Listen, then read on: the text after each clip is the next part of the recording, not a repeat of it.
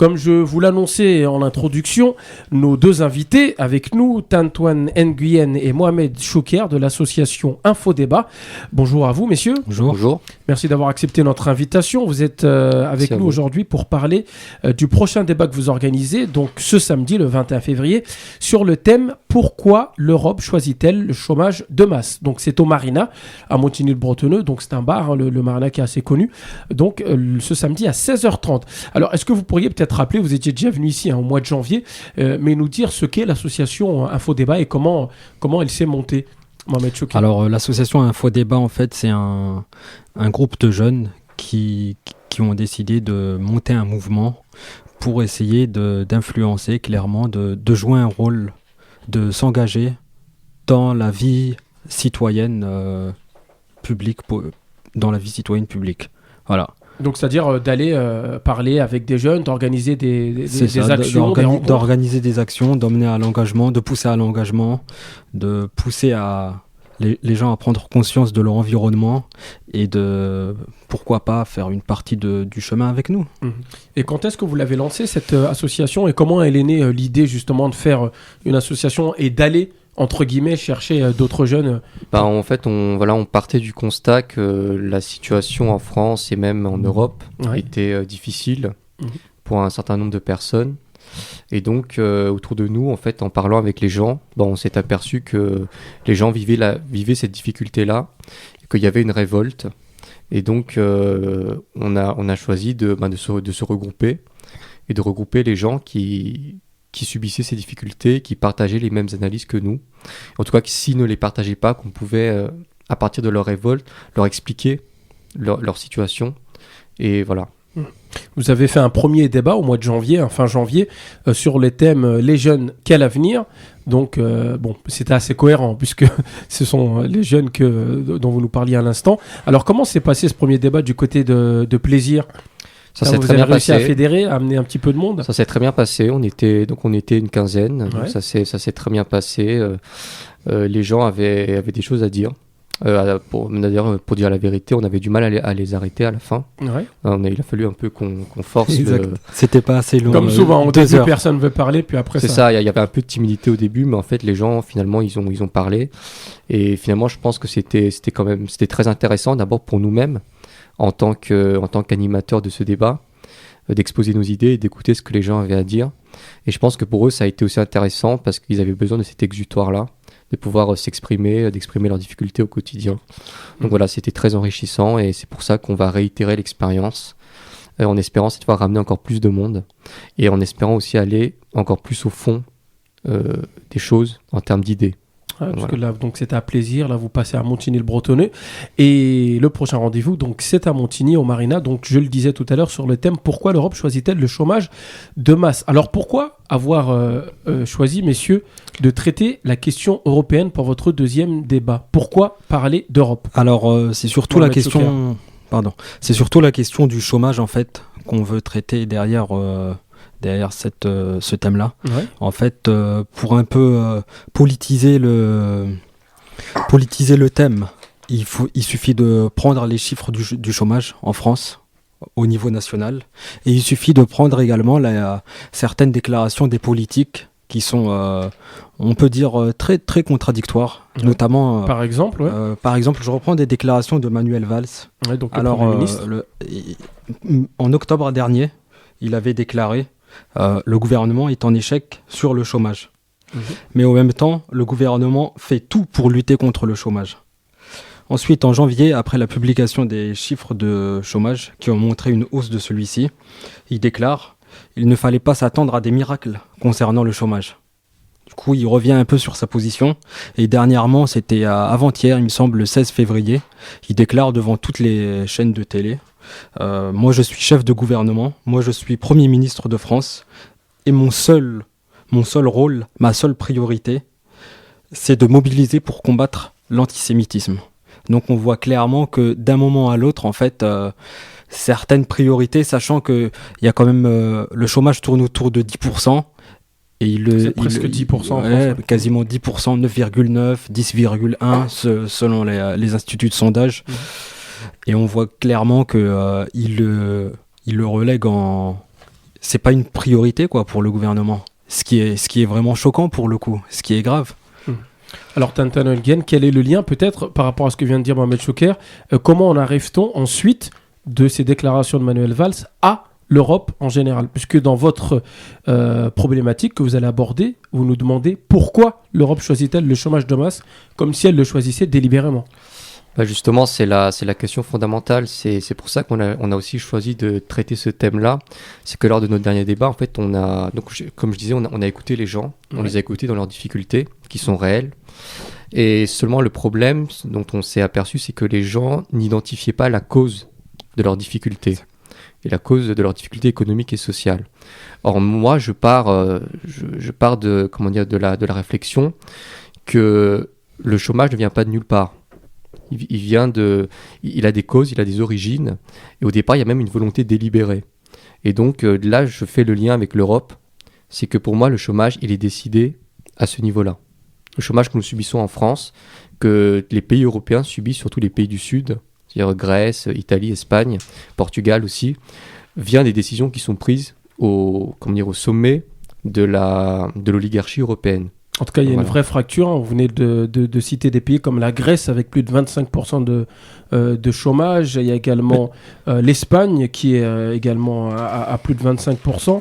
Et puis l'Italie qui tourne autour de 13%. Donc tout ça au-dessus, bien sûr, des 10% de la France. Et puis de l'autre côté, l'Allemagne qui compte 4,9% de chômeurs. Donc il y a une vraie fracture déjà.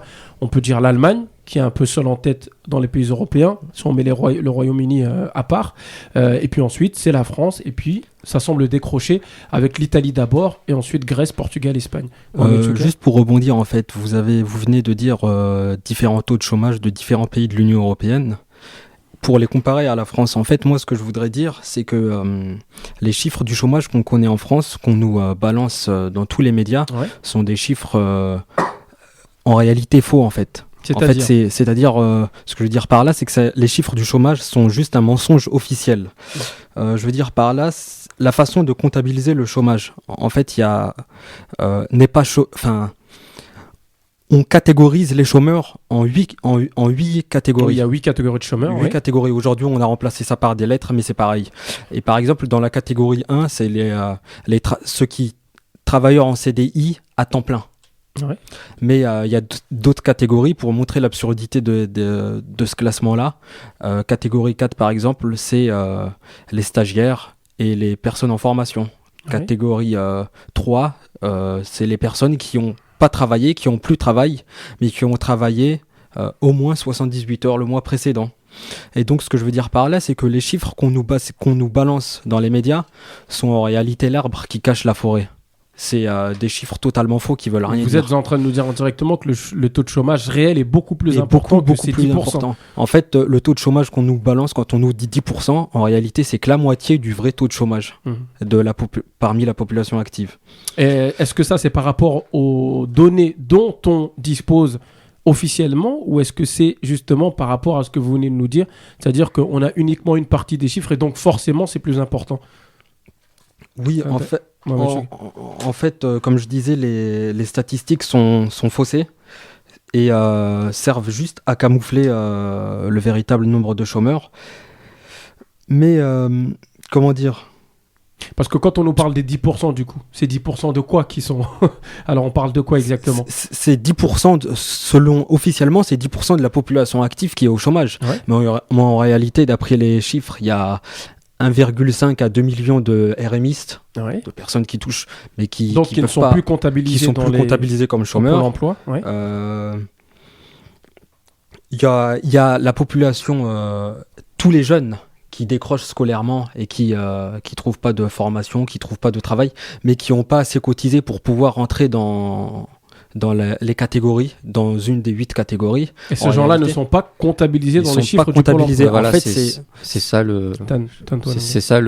ça qu'on nous cache, en fait. C'est qu'en fait, on nous cache la réalité du chômage, on truque les chiffres, etc. Mais il y a quand même quelque chose qui est vrai dans les chiffres que vous avez donnés sur la tendance, c'est qu'on voit qu'en fait, en Allemagne, le chômage est relativement bas, puisqu'il est à 4%, vous l'avez dit, alors que dans les pays d'Europe du Sud, que d'ailleurs, par exemple, les élites allemandes appellent avec beaucoup de mépris les pays du Club Med. Ouais. Et on voit que le chômage est très élevé. Et donc là, en fait, on découvre de manière statistique toute la fausseté du discours européiste qui nous dit que l'Europe, en gros, c'est la solidarité des peuples, c'est la prospérité, alors qu'on voit que c'est plutôt en réalité, à l'examen de ces chiffres-là, que l'Europe institue une espèce de guerre de tous contre tous, où les pays se jettent les uns contre les autres et où les plus faibles périssent au pied des plus forts. Alors, par rapport à ce que vous venez de nous dire, quelle est la responsabilité des gouvernements nationaux, puisqu'il y a une concurrence, vous dites, entre les pays, c'est l'Europe qui dirigerait cela, donc qui dirigerait cette confrontation et qui ferait chômage de masse, avec l'aval des gouvernements français, italiens, espagnols. Forcément l'aval, puisque en réalité, les gens ne le savent pas, mais le président de la République française, par exemple, n'a aucun pouvoir. C'est-à-dire que, par exemple, que Mohamed disait les déclarations de Valls sur le chômage en disant qu'il va lutter contre le chômage, enfin tantôt il va lutter contre le chômage, tantôt il va lutter contre d'autres choses. D'un point de vue économique, ni Manuel Valls, ni François Hollande n'ont le pouvoir de faire quoi que ce soit. Ils n'ont plus les leviers de la souveraineté qui leur permettraient de retourner le chiffre du chômage. C'est impossible, tout est inscrit dans les traités. C'est-à-dire de quel levier parlez-vous ? Alors, par exemple, sur le levier budgétaire déjà. Il y a des choses qui sont inscrites dans les traités, il faut comprendre, et qui sont de valeur constitutionnelle. Et en fait, je vais prendre des termes compliqués, mais en fait, la politique économique en Europe est une politique structurelle. Il n'y a plus de politique conjoncturelle possible, parce que tout est inscrit dans les traités, je le dis. Et tout ça a été soustrait à la décision du peuple. Le peuple ne peut plus remettre ça en question. Et c'est ce qu'a dit d'ailleurs récemment le président de la Commission européenne, Jean-Claude Juncker, qui disait « Il n'y a pas de démocratie possible contre les traités ». Donc qu'est-ce que ça veut dire ça ? Ça veut dire que justement la démocratie, c'est la possibilité de réversibilité. C'est la possibilité que le peuple dise à un moment donné, on remet en cause les traités et les décisions qui ont été prises. Or justement, ce pouvoir-là, le peuple ne l'a plus et les gouvernants ne l'ont plus. Alors, quel serait l'avantage, je veux dire, qu'est-ce qu'ils en ont à tirer, à qui profite le crime, justement, de faire augmenter le chômage en Europe ? Moi, j'ai toujours cru comprendre que plus les gens travaillaient, plus ils étaient aptes justement à consommer, et que dans ce cas-là, ça permettait d'avoir des économies plutôt florissantes. Alors, je me suis trompé ? Non, vous vous êtes pas trompé. Votre analyse est très très juste, mais vous êtes ce qu'on appelle en économie, même si vous le savez peut-être pas, vous êtes un keynésien. C'est-à-dire que vous pensez que pour qu'une économie fonctionne, il faut solvabiliser ce qu'on appelle la demande globale. Ouais. Et moi, je suis d'accord avec vous. Je suis aussi un keynésien, mais seulement ceux qui nous gouvernent ne le sont pas. Et Keynes d'ailleurs est très très détesté en réalité dans ces milieux-là, puisque ces milieux-là sont ce qu'on appelle des monétaristes, ce sont des néolibéraux, et que pour eux, finalement, ils ne croient pas en ça. C'est-à-dire que pour eux, il faut un chômage de masse, il faut un chômage structurel, un chômage de masse, parce que cela sert les intérêts de la classe qu'ils défendent, qui est l'intérêt de la classe des rentiers, l'intérêt de la classe des épargnants, de la classe des gens les plus riches. Mais en tout cas, nous, ce qu'on relève, en fait, et ce qu'on dénonce quelque part, c'est que tout est fait, tout est mis en œuvre pour pas que le grand public s'intéresse à ces questions-là et s'intéresse à cette réalité-là, la voie telle qu'elle est. Voilà. Est-ce que vous n'avez pas peur qu'on dise, bon, allez, c'est un grand complot d'une petite élite européenne qui justement fait tout pour que le peuple ne soit pas au courant, que les peuples se déchirent entre eux et qu'ils puissent indirectement ou directement, dans ce cas-là, en l'occurrence, en profiter ?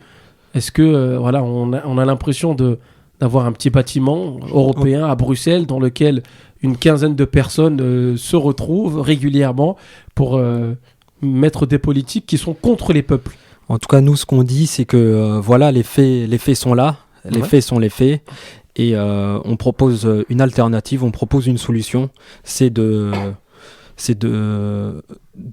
sortir carrément de sortir de cette Union européenne clairement, et c'est d'ailleurs, ça fait partie de notre programme. Si vous avez visité notre site, il y a un très bon programme qui a été écrit par mon camarade Tan, et c'est dit clairement en fait, nous on propose clairement, l'Union européenne est une immense mascarade, et je pense pas que Tan pourra me contredire là-dessus. Alors avant justement de revenir sur cette sortie de l'Union européenne, on va prendre un exemple concret, celui de la Grèce. beaucoup de rendez-vous actuellement avec le Premier ministre grec, avec le ministre de l'économie, qui se balade un petit peu. Il y a des visites. Il était en France récemment, à Bruxelles également, pour essayer de négocier sur la dette. Quelle est la situation de la Grèce et comment concrètement la Grèce peut s'en sortir? Est-ce que c'est soit ils se soumettent à ce que l'Europe impose, donc rembourser toute la dette, ou ils sortent? Est-ce que c'est l'unique alternative qui est proposée à la Grèce? Ou est-ce qu'il y a quelque chose d'un peu plus subtil qui est en train de se jouer actuellement, qui nous aurait échappé? Alors justement, sur la Grèce, la situation, d'abord, il faut savoir que la situation est très compliquée en Grèce. C'est-à-dire que c'est un pays qui est en train de vivre un état d'exception. C'est-à-dire aucun pays en Europe ne subit ce que la Grèce subit. Et pour qu'on puisse avoir une idée, en fait, en Europe de la catastrophe économique et sociale qui est en train de subir le peuple grec depuis maintenant plusieurs années, il faudrait remonter aux années 30. Alors sur la question que vous posez, effectivement, en fait, la situation est d'autant plus compliquée qu'en réalité, Syriza, le parti qui est arrivé au pouvoir avec un programme contradictoire. C'est-à-dire que d'une part, il avait prévu des mesures de relance budgétaire et des mesures sociales qui sont incompatibles avec les institutions européennes. Ils sont en train de s'en apercevoir. Parce qu'en fait, ils disent, nous, on veut lancer notre programme et les mesures sociales qu'on a prises, et l'Europe dit non, ça ne se fera pas. Et donc, évidemment, la question maintenant, pour la Grèce, c'est soit elle reste dans les institutions européennes, elle ne pourra pas dans ce cas-là appliquer son programme. Donc Syriza aura trahi ses électeurs. Soit, s'ils veulent appliquer leur programme, il faut qu'ils sortent de l'Europe. C'est impératif. Et le choix, il est là. Donc, on ne laisse pour l'instant pas la Grèce sortir. Quand je dis on, c'est bien sûr les institutions européennes ne laissent pas pour l'instant la Grèce sortir de l'Europe. Il y a quelques menaces qui semblent peser, notamment des attaques du monde financier qui pèsent sur la Grèce. Mais concrètement, si demain, et puis on pourra justement peut-être élargir à la France, comme vous venez de le proposer, il faut que la France sorte de l'Union européenne. Si la Grèce sort demain de l'Union européenne, quelles sont les conséquences sur la Grèce, sur le peuple grec et sur le reste de l'Europe? Alors sur le reste de l'Europe, pas grand-chose, puisque puisque cet argent qui est censé être prêté à la Grèce, il vient bien de quelque part. Oui, mais ils se sont bien organisés. En fait, ils ont bien fait en sorte, l'Europe a bien fait en sorte qu'une sortie de la Grèce ne les atteigne pas. Ouais. Mais le problème, en fait, en Grèce, c'est que les dirigeants grecs n'ont pas forcément envie de sortir de l'Europe et le peuple grec n'a pas forcément envie de sortir de l'Europe non plus. Et ça, c'est un grand problème parce que finalement, le travail a été mal fait. C'est-à-dire que Syriza est arrivé au pouvoir, mais ils n'ont pas fait le travail métapolitique, je dirais, qui est de faire de la pédagogie et d'expliquer au peuple grec qu'il était de son intérêt de sortir de l'Europe. Et donc là, ils se retrouvent finalement dans une situation assez bizarre, assez contradictoire, où ils ont un programme de relance pour l'économie grecque, mais où finalement la condition sine qua non pour qu'ils puissent appliquer ce programme, qui est la sortie de l'euro, est refusée par le peuple grec. Refusé relativement, parce que les Grecs il y a des sondages, ils sont en majorité pour rester dans l'euro, mais une sortie de l'euro ne les dérangerait pas, donc voilà. Donc c'est ça le... Pour faire de l'économie peut-être un petit peu plus générale, on a parlé il y a depuis plusieurs années notamment du fait que le monde était maintenant découpé en plusieurs puissances. Les États-Unis d'une part, la Chine, on peut parler d'Inde également, ou d'autres encore, et que sans l'union des pays européens, les pays indépendamment seraient beaucoup trop faibles pour rivaliser dans un monde effectivement qui est en concurrence perpétuelle et dont les parts de marché sont de plus en plus difficiles à obtenir. Sans dire évidemment que l'idéal ce serait justement qu'il n'y ait pas cette concurrence effrénée entre les pays, mais pour l'instant c'est la réalité, il y a une concurrence féroce entre les pays pour des parts de marché. Est-ce que la France toute seule avec le franc ou l'allemand avec le mark, l'allemand avec le mark ça changerait peut-être pas grand-chose, mais ou les autres pays par exemple, s'ils étaient tout seuls, est-ce que ce ne serait pas trop faible par rapport à ces grandes puissances?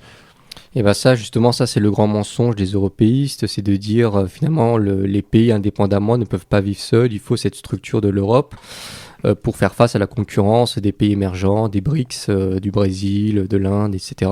Ouais. Ou le Brésil que j'ai pas cité effectivement. De la Chine, etc. Alors, en fait, le problème, c'est que justement, l'Europe n'est pas un havre de solidarité entre les peuples européens. C'est au contraire une structure qui jette les pays les uns contre les autres. Et d'ailleurs, ça réveille les antagonismes nationalistes, par exemple. C'est-à-dire que, par exemple, pour donner une anecdote, les Grecs demandent, par exemple, aux Allemands, maintenant, de leur rembourser ce qu'ils leur doivent des frais d'occupation de la Seconde Guerre mondiale. Ouais. Et les Allemands répondent avec un argument très bizarre. Ça a été soldé par un traité. Voilà, qui disent en fait, oui, mais nous, en fait, on n'a pas décidé de déclarer la guerre à la Grèce. Ah. C'est parce que l'Italie fasciste de Mussolini l'a faite. Donc nous, on est intervenu pour soutenir notre allié. Donc on voit que finalement, les heures les plus sombres de notre histoire reviennent à travers l'Europe. C'est assez marrant. Et donc voilà, là, le lieu, en tout cas, où la concurrence est la plus dure, c'est en Europe. Et c'est dans la zone euro. C'est-à-dire que, par exemple, quand les Allemands... Là, je vais rentrer un peu dans des détails techniques, mais quand les Allemands prennent des mesures de déflation salariale, c'est de baisser les salaires à, par exemple, 400 €, ça n'impressionne pas beaucoup les Chinois. Par exemple, les travailleurs chinois sont payés beaucoup moins. Oui. En termes de concurrence, ça ne les impressionne pas beaucoup. Mais ça impressionne qui, par exemple ? Ça impressionne la France. Ça veut dire qu'effectivement, quand les Allemands choisissent de baisser les salaires à 400 € au minimum, effectivement, nous, Français, on ne peut pas lutter contre ça. On ne peut pas lutter contre ça. Donc en fait, c'est bien la zone euro est le lieu de la concurrence la plus dure. Et c'est un lieu de concurrence entre les pays qui en sont membres. C'est pour ça qu'il faut en sortir. L'idée derrière, c'est que l'argument du on a besoin de l'Europe pour s'en sortir face au monde, etc. En fait, c'est un mythe qu'il faut casser et c'est une fausse légende. Encore une fois, c'est un mensonge officiel de dire que la France sans l'Europe coule directement, ce qui est totalement faux. Même si la France a beaucoup perdu de sa superbe désindustrialisation peut-être. C'est à cause de l'Europe. À cause de l'Europe. J'ai envie de dire, j'irai plus loin, j'ai envie de dire la trahison des hommes politiques qui se sont succédés. Non, mais on est dans un monde très orwellien, c'est 1984. C'est-à-dire, vous savez, les slogans de 1984, pour ceux qui ont lu ce livre, c'est George Orwell, 1984. La liberté, c'est l'esclavage, la guerre, c'est la paix, etc. On associe des termes qui sont antinomiques. Puis là, c'est pareil. On nous explique que l'Europe, c'est la paix, alors que l'Europe, c'est la guerre. L'Europe, c'est la solidarité. On a l'occasion de le voir en Ukraine. On dit que l'Europe, c'est la prospérité, alors que l'Europe, c'est la paupérisation. On le voit en Grèce. Puis on dit que l'Europe, c'est la démocratie, alors qu'en réalité, l'Europe, c'est justement l'anti-démocratie absolue, quoi. C'est pour ça qu'il faut sortir de cette saloperie le plus rapidement possible. Alors justement, vous parliez à l'instant de cette politique de sortie européenne. En France, actuellement, on a l'impression, vous me corrigerez si je me trompe, que le Front National est le seul à proposer clairement la sortie de l'Europe. Est-ce que je me trompe ou est-ce que c'est bien ça ? Oui, effectivement, vous vous trompez. En fait, le Front National ne propose pas la sortie claire et nette de l'Union européenne.